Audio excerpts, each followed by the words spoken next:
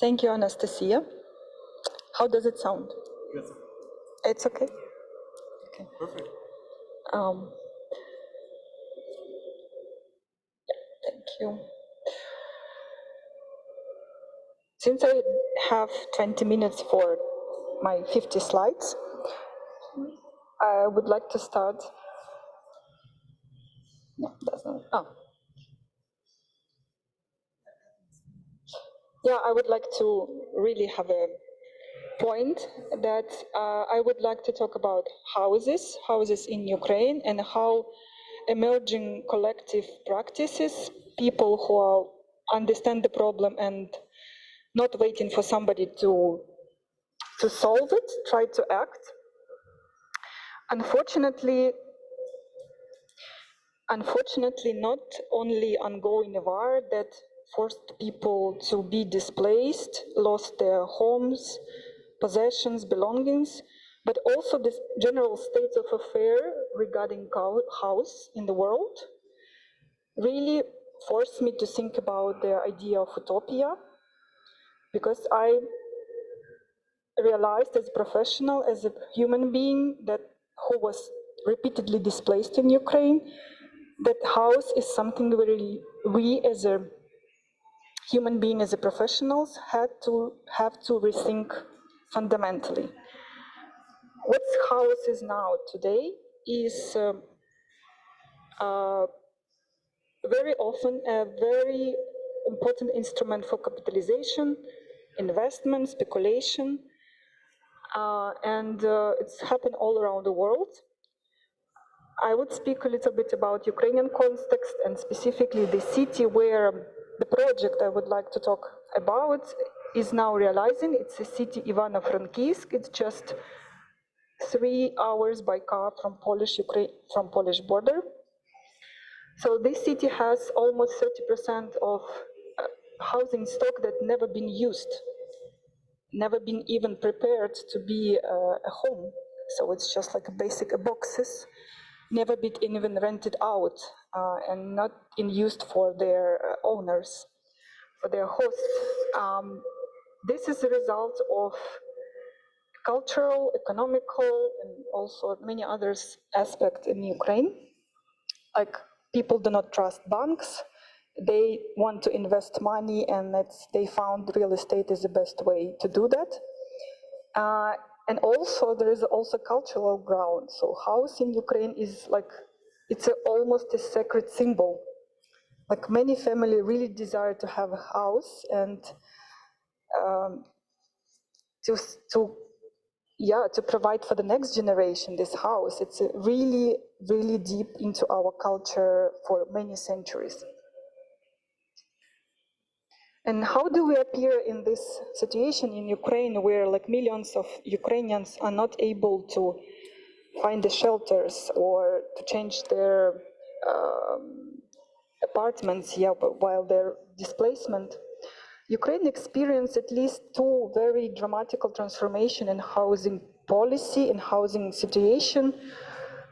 First, it was happened when Ukraine joined the Soviet Union, and a lot of private houses were nationalized.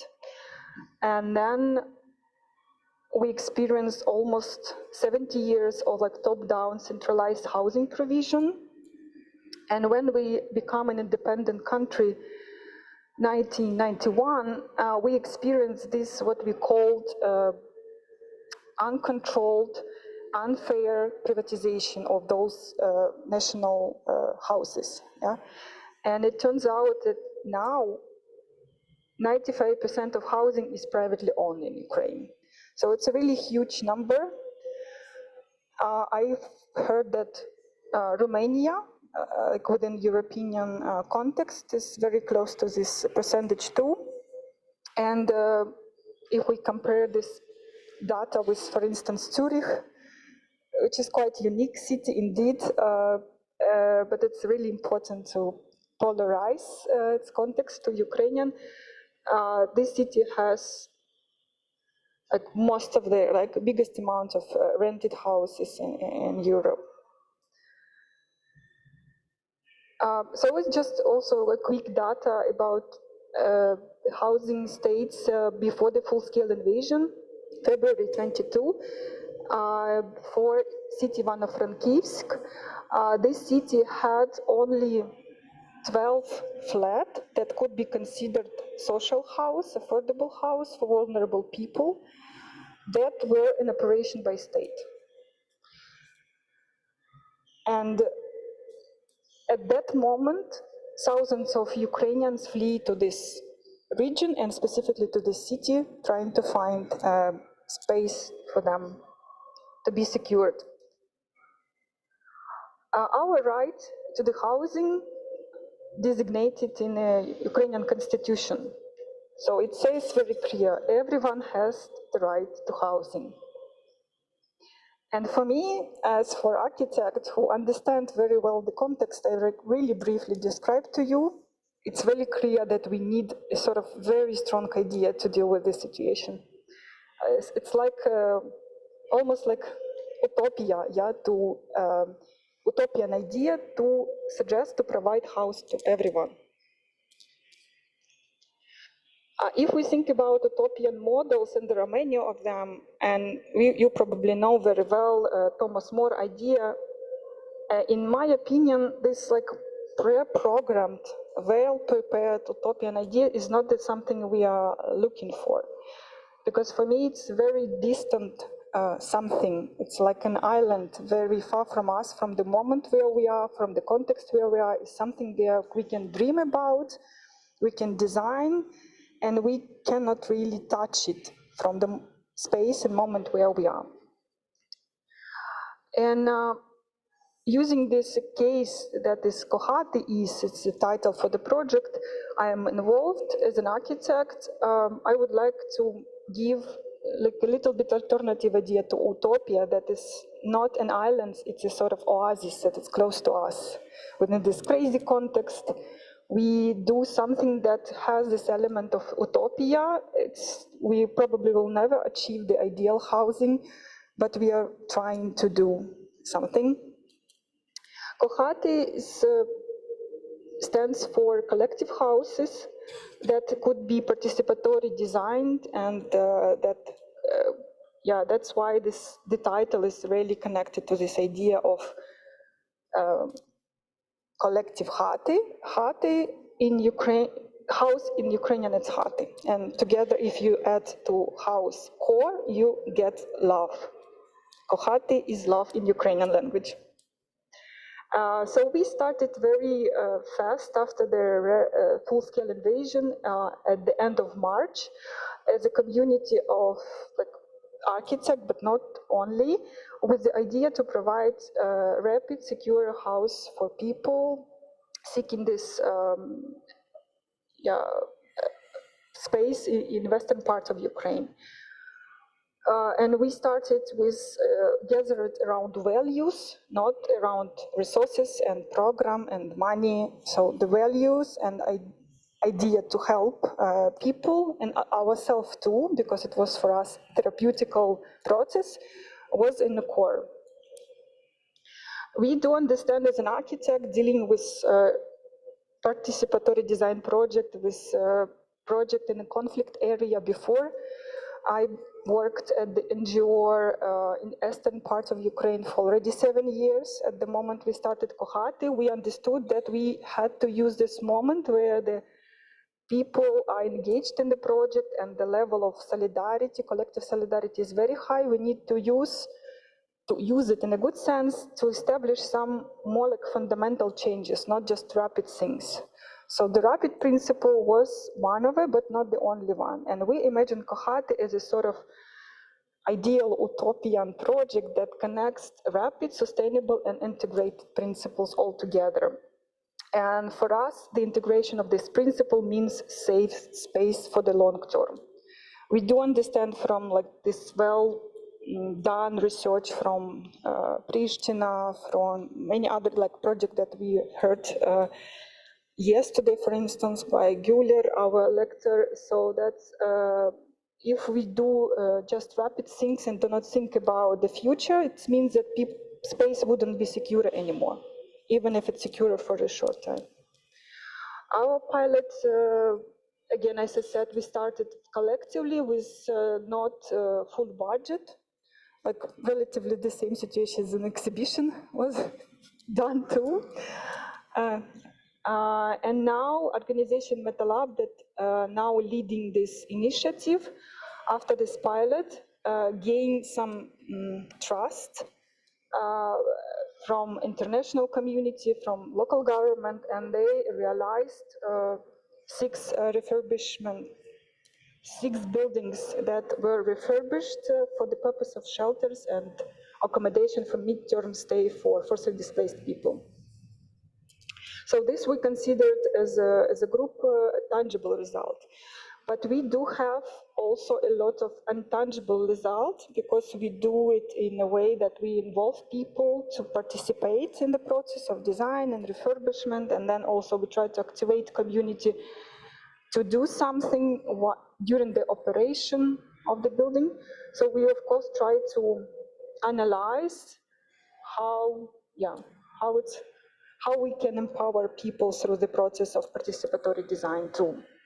And the space refurbishment we consider one of the very effective approach towards that, because refurbishment, especially of abandoned buildings, is something that we consider as a very fruitful environment for people to be engaged. They do not scare this like standardized conventional architecture practices, and they are more willing to join.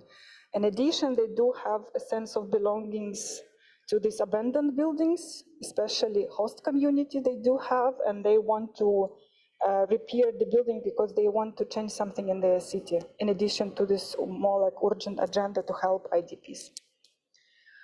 So I would like to say that not a crisis or like war is an opportunity for changes, but the mutual aid to this collective solidarity is something that we need to consider as a crucial element for the future changes. If you would like to know more about how CO-HATY works and how we collaborate with forcibly displaced people and how the internal collaboration in the team works, you can watch this 20 minutes movie that are part of the exhibition. Not now. It's a small advertisement of our elements in exhibition. What we consider as this non-tangible achievement of CO-HATY is community development, is promotion of architecture of creation, where architects are either dirigeurs, mediators, leaders, than a professional who knows everything. We do also value our informal meeting where we can empower our volunteers and know them better, and we can I can say that we can adjust the project goal according to their skills too. Like among our hundreds of volunteers, we were able to engage during the process of refurbishment. 6 people are now hired by MetaLab to produce furniture. You can see also in our exhibition. For architects, there was always a question, what is participatory design for us? Is it utopia because we dream it like that is super communal process, everybody understand each other and dream about common things, but in reality it's often like that. I've been in this sphere for 10 years. I feel very frustrated.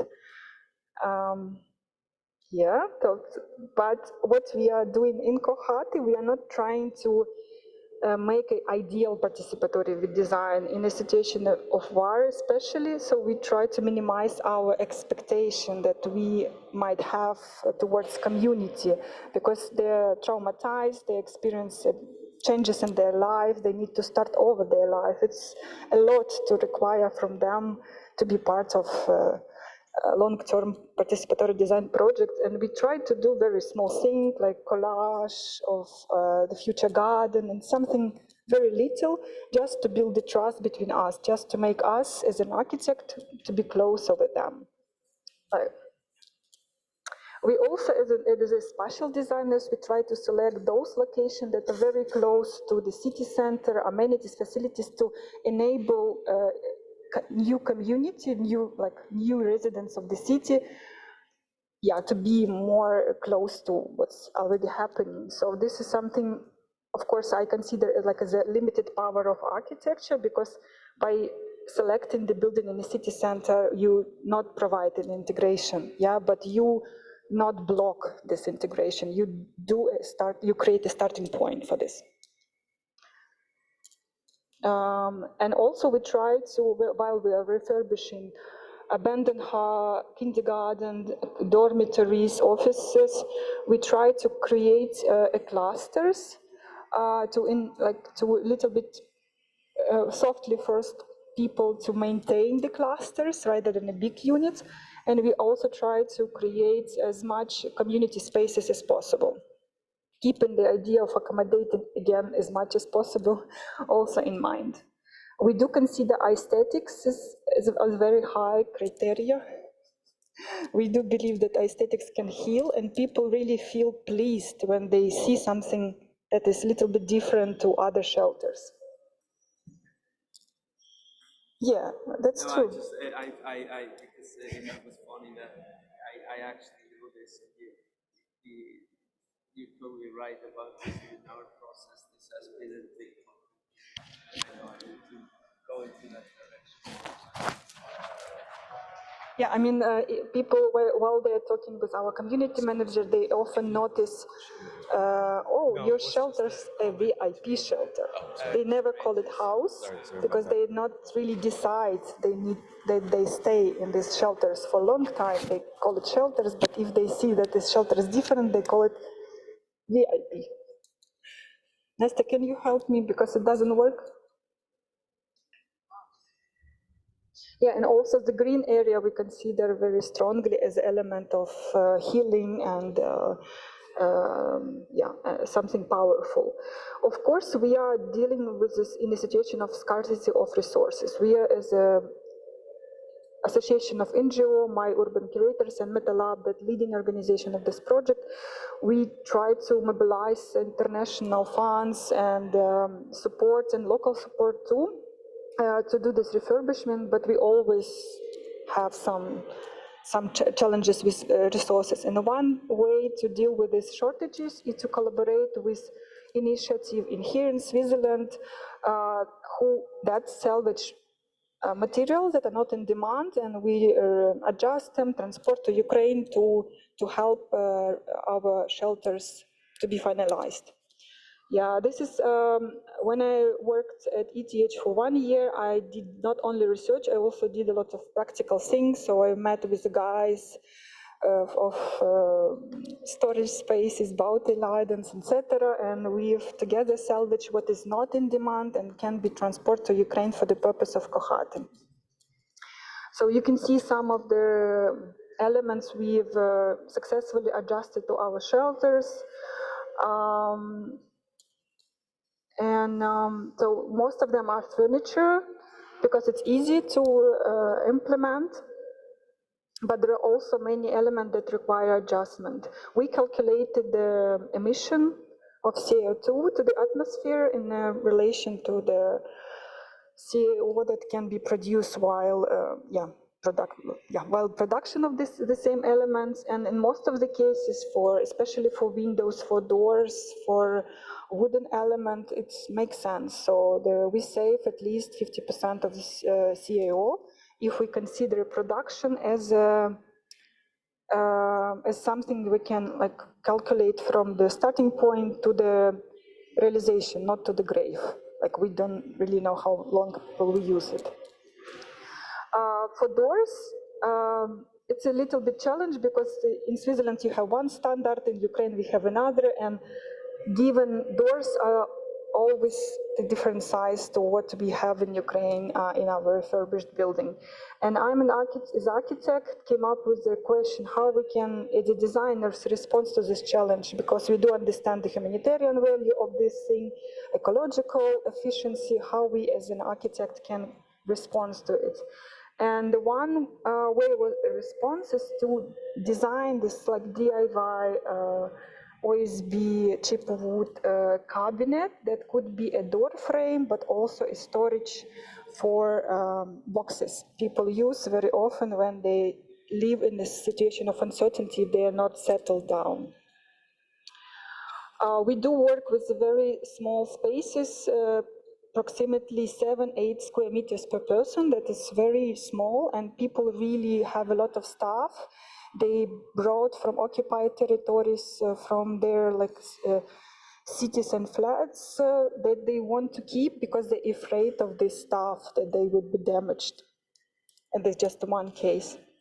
And people also want to, not necessarily want to get rid of these boxes too, because it's for them, it's a symbol of uncertainty, but also a hope that they someday will take these boxes and return. And also people have a lot of keys now, like many forcibly displaced people do have the keys. And as my friends, I also have this set of keys with me because I said I was repeatedly displaced. So there are keys from my flat in Makiyivka, and also there is a key from my flat in Kiev. I left. Now I returned to it, but it was empty for a year without me. And the door for us, for me, it's in this project is a very something more than element of reuse and something that supports ongoing refurbishment. It's also a symbol that gives opportunity to forcibly displaced people to deal with this trauma, with this question, what to do with these forbidden keys and lost doors and lost homes. Yeah, and maybe I need to wrap up now, unfortunately. Yeah, but I think we are at the point that I really can encourage you to look into to come close to the installation afterwards and discover what this upcycled Swiss doors means. Just maybe a few words that this is Swiss doors. That's supposed to be in Ukraine, but now it's an exhibition element. And it's this assembling processes really require a different approach of different view on aesthetics, because it's you never deal with something that you can select. I mean, the full extent. Yeah, you deal with what is available.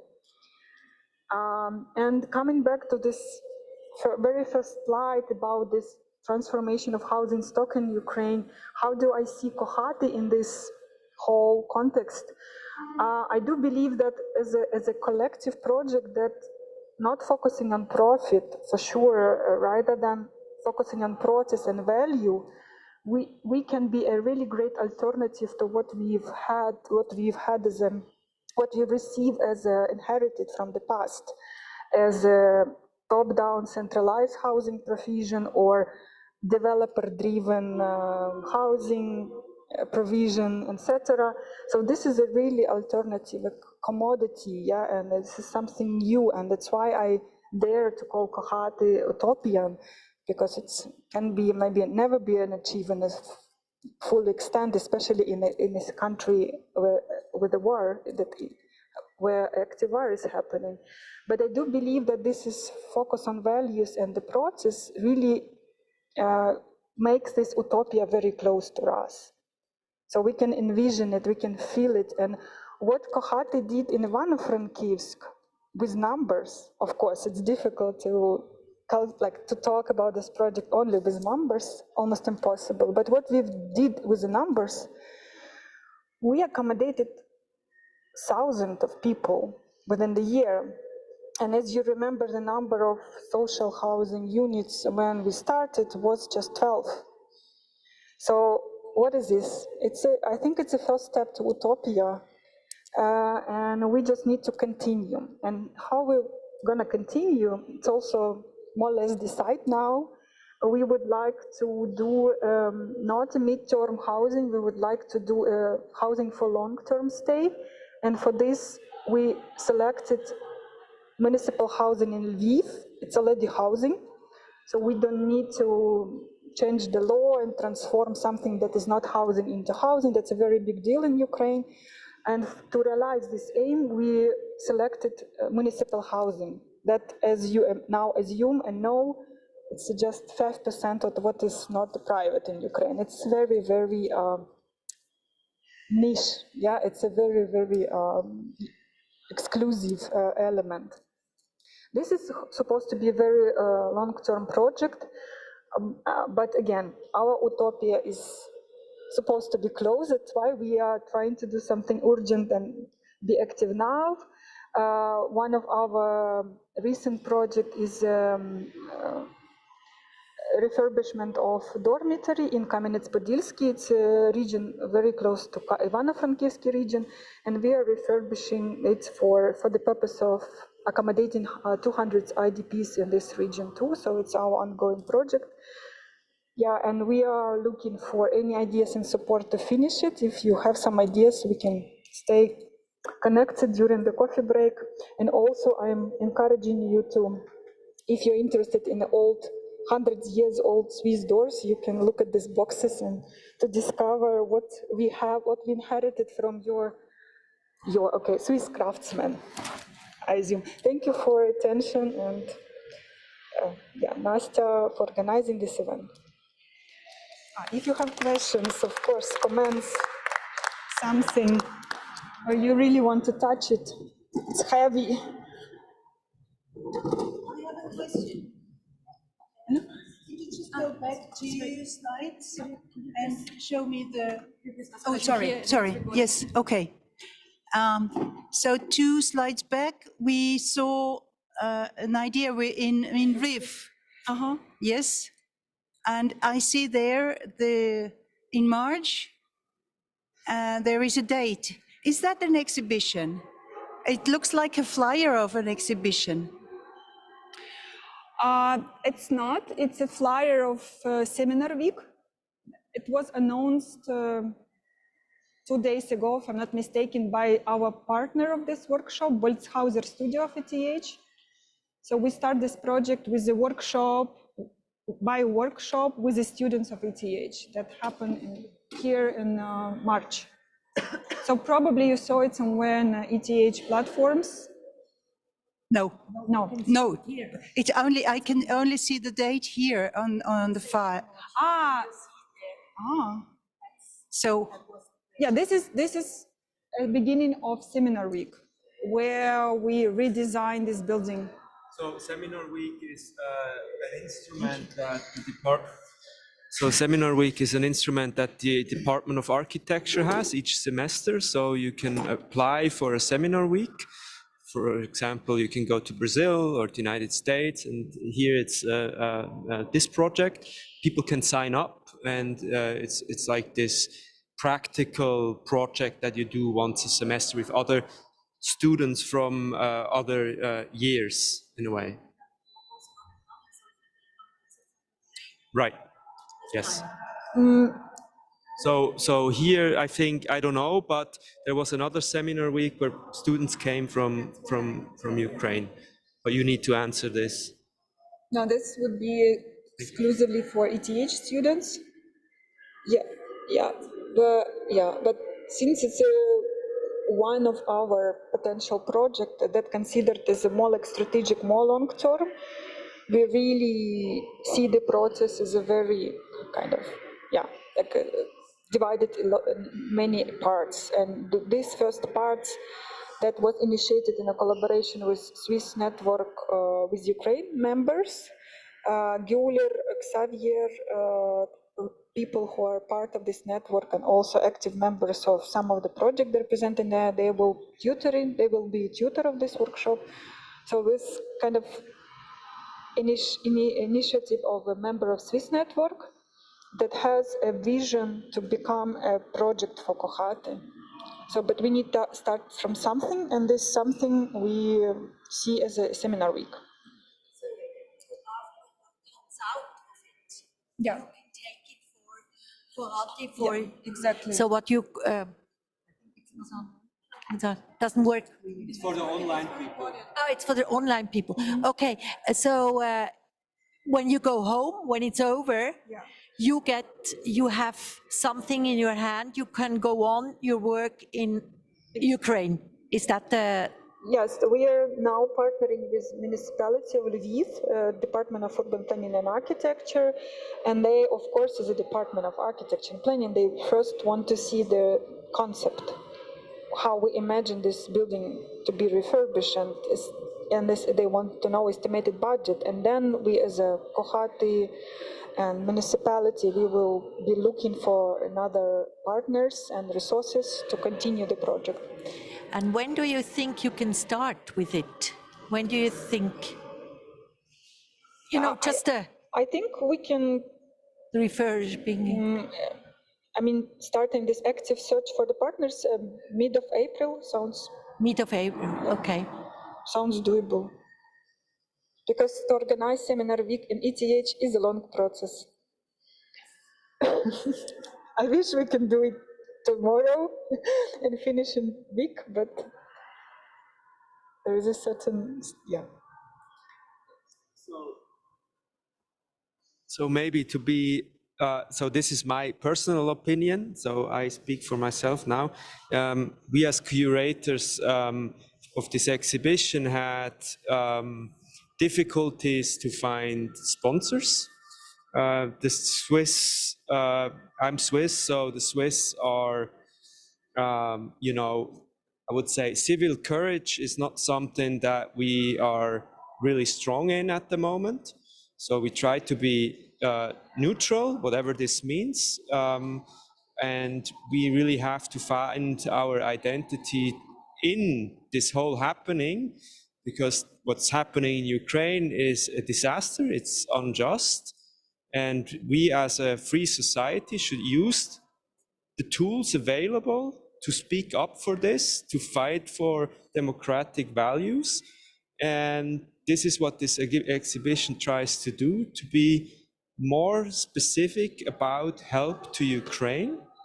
Wherever you are placed in the political spectrum, this goes beyond interests of specific parties. You can be on the right and you can be on the left. So we have sponsors at the moment, and I'm going to stop right now, that are on this political spectrum on the right side, which was a surprise. But this one company that actually tries to, earn a lot of money from real estate said, oh yes, we're going to support, because we have a lot of Ukrainians in our free apartments that are not rented out at the moment, and said, yeah, we're going to support your cause. And so it tells me that it's beyond a political thing, you know. So yeah, sorry for this little rant. Is this metal app? What's the organization you have been talking about? So this is the exhibition of the Swiss network with Ukraine. The sponsors, I mean. No, it's Frühimmobilien. Frühimmobilien. Yes. So yeah, but it was important for them so that they can support this Swiss network with Ukraine forum that does a lot of things through the tools of clusters. So we have data cluster, we have refurbishment cluster, we have agriculture cluster, master planning, and so on, so that it has this holistic approach to and scientific foundations to actually try to act in a way that is not colonial in a way, but somehow, aims for a knowledge transfer, right? Or okay. Yeah, I think it's good. You've described it well.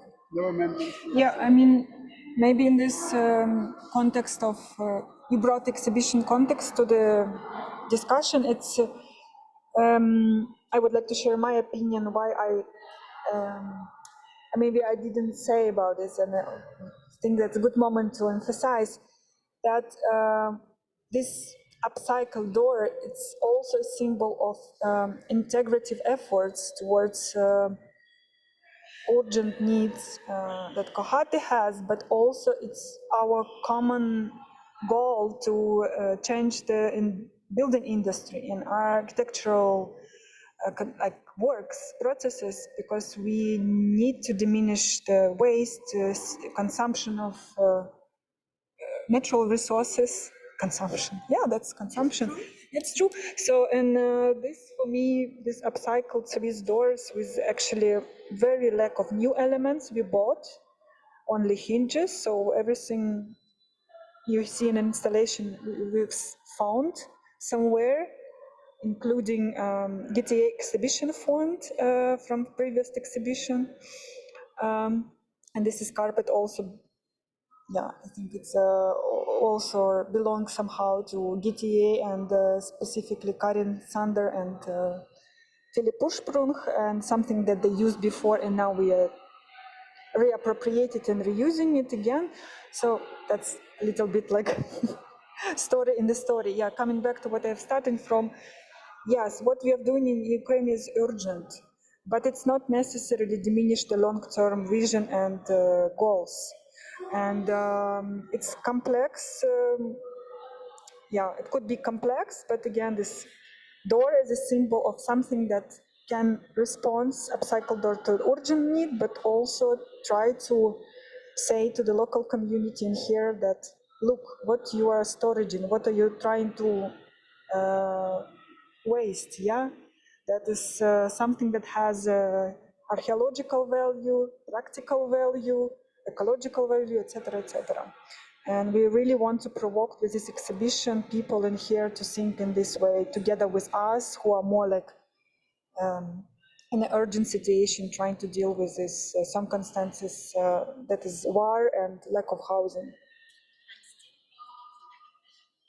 Thank you. Thank you so much.